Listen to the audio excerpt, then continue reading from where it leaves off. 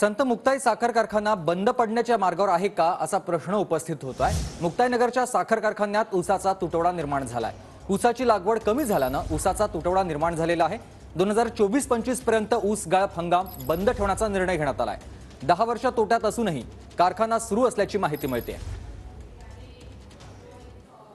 जिल्ह्यातील अत्यंत महत्त्वाचा मानला जाणारा मुक्ताई शुगर कारखाना या ठिकाणी मुक्ताईनगर परिसरात ऊसाची लागवड कमी प्रमाणात झाल्यामुळे कारखाना बंद पडण्याच्या स्थितीत आहे, असा निर्णय संचालकांनी घेतल्याची माहिती समोर आलेली आहे।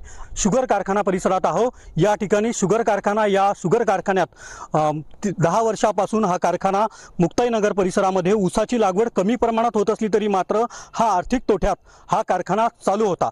या ठिकाणी शेतकऱ्यांच्या हितासाठी हा कारखाना सुरू केला असला तरी मात्र परिसरामध्ये ऊसाची लागवड अत्यंत कमी प्रमाणात यावर्षी झाली, त्यामुळे गळीत हंगाम देखील या ठिकाणी झालेला नाही।